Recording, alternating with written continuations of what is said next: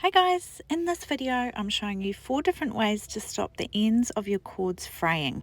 There are so many different types of cords, but hopefully at least one of these techniques would work on the type that you're using.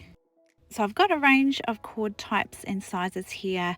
These are sort of the most common types of cord I use: paracord, satin nylon cord, cotton cord, and just a plain polyester cord.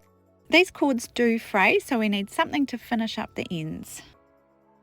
So the first technique is just tying a knot on the end of our cord. So if your design allows, bring your cord around to form a loop, bring the end through the loop and pull it down tight onto the end of your cord. That'll definitely stop it fraying on the end. Next up, we're onto the paracord. So if your cord is polyester or nylon or something that's plastic based, you should be able to melt and singe the ends with a lighter.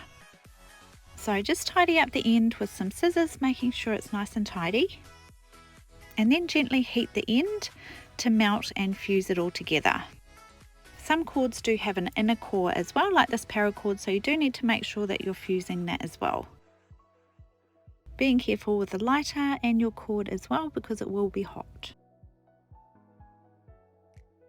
You don't need to melt it too much, just enough to fuse those fibres together.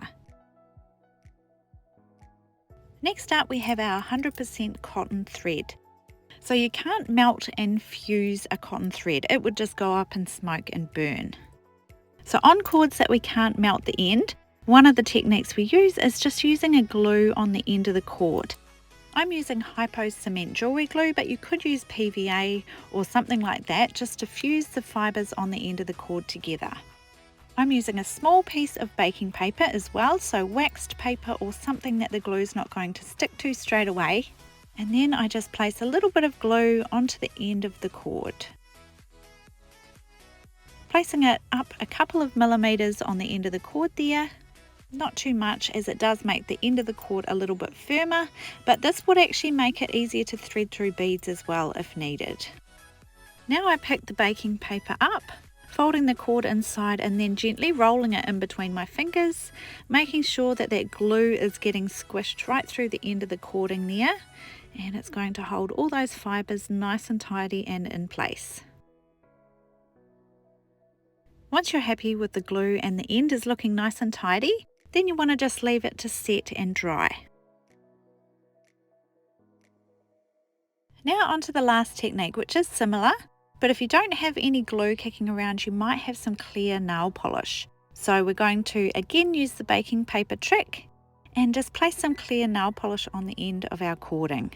So just a small piece of baking paper. Sometimes the cords get quite bulky or fluffy on the end, so if you find yours is quite big, then cut it on an angle with some scissors to tidy up the end. Then place your clear nail polish onto the end of your cording. Picking the baking paper up and rolling it between your fingers to make sure that it spreads right through all the fibres. Pinching it tight on the ends can help as well, just so the end stays nice and tidy.